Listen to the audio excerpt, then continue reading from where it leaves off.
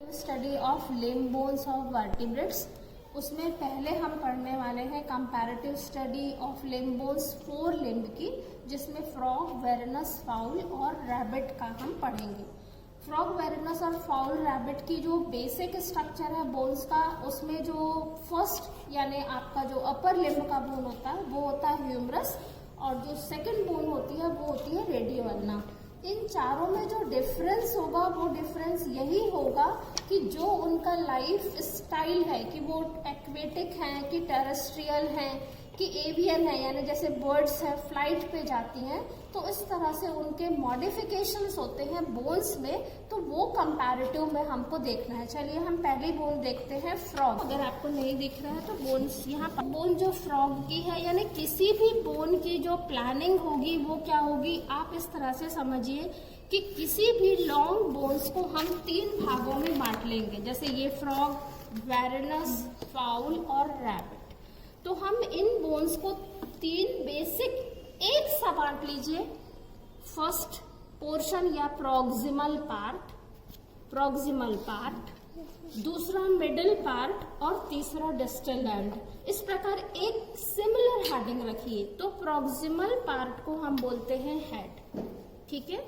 Proximal part head. Frog में अगर हम देखेंगे तो हेड के प्रोक्सिमल पार्ट में ये आपको एक गोल सा हेड दिखाई देता है और इसके नीचे डेल्टॉइड रिज पाई जाती है। यह डेल्टॉइड रिज सभी चारों बोन्स में होंगी और इसका उपयोग ये होता है डेल्टॉइड रिज पर जो मसल्स होती हैं आपके हैंड की, वो इस पर यहाँ पर आर्टिकुलेट करती है, यानी ये मसल अटैचमेंट के लिए है, क्योंकि आपको हैंड स्ट्रांग होना जरूरी है। फ्रॉग में क्योंकि फ्रॉग फुदक के चलता है या हुपिंग करता है, तो इसकी जो लाइफ स्टाइल के हिसाब से बहुत स्ट्रांग यहाँ पर आपको नहीं दिखाई दे रहा, ना कर्वेचर दिखाई दे रहा है। ये अटैचमेंट ऑफ मसल्स के लिए डेल्टॉइड रिज दिख रही है। शेफ्ट आप देख रहे हैं, एक स्टाउट रीजन है, लॉन्ग रीजन है और पिछला रीजन होता है ट्रोक्लिया।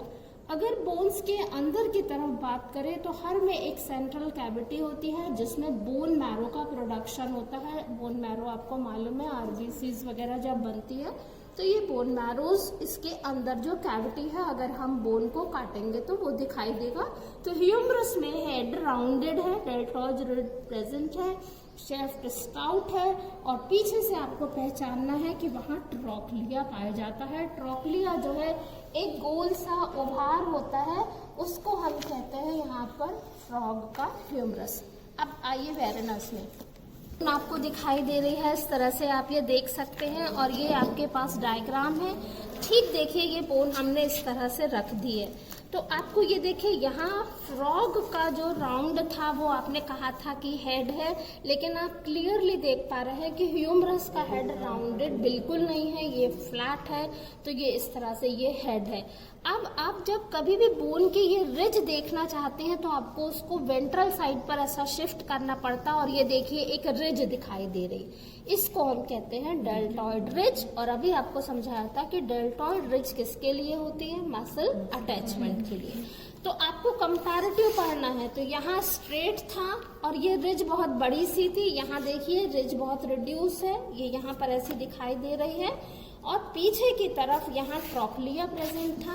यहाँ पर 2 कॉन्डाइल्स प्रेजेंट हैं, ये आपको गोल गोल उभार दिख रहे हैं, ये कॉन्डाइल है और रेडियल एपिकॉन्डाइल और अल्नेयर एपिकॉन्डाइल। इसका मतलब है कि इस अल्नेयर एपिकॉन्डाइल पर अल्ना बोन आर्टिकुलेट करेगी और रेडियल पर कौन सी बोन, ये जो सेकंड इसके ठीक पीछे बनी हुई है, देखिए ठीक पीछे, तो ये अल्ना बोन जुड़ेगी अल्नेयर एपिकॉन्डाइल से और रेडियस बोन जुड़ेगी रेडियल एपिकॉन्डाइल पर।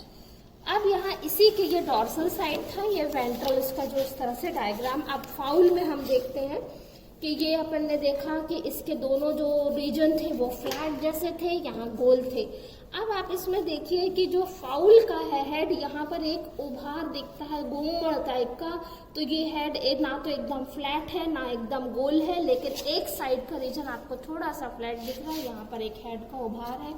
ये डेल्टॉइड रिज है। इसकी तुलना में इसका शेफ्ट देखिए आप, थोड़ा सा क्या है, कर्व दिखाई दे रहा है, स्टाउट है और पीछे इसमें कॉन्डाइल्स दिखाई दे रहे हैं। इन कॉन्डाइल्स का फिर से आर्टिकुलेशन किसके साथ होने वाला है, रेडियस से, यानी कि जो दो बोन्स होंगी रेडियस और अल्ना बोन्स। तो जो अंतर है मेन चीज को आप नोट करते जाइए। अब आते हैं रैबिट में। रैबिट अगर बोन ऐसे सामने रख दें तो आपको देखिए, अगर बोन आप इस तरह से देखें तो आपको ऐसा लगता है जैसे एक हार्ट का डायग्राम बनाया जाता है, उस तरह से आपको हेड दिखाई दे रहा। और अगर हम इस तरह से रख देते हैं तो ये रैबिट का हेड है। और कंपैरेटिवली चारों में से रैबिट की जो बोन है वो काफी लॉन्ग बोन होती है, क्योंकि रैबिट का वैसे भी साइज काफी बड़ा होता है। अब इसमें आपको जो डेल्टॉइड रिज दिखाई दे रही है, तो जब भी ऐसा कोई उभार दिखाई दे रहा हो आपको, ये क्या होता है, डेल्टॉइड रिज, यहाँ पर मसल्स का अटैचमेंट होगा।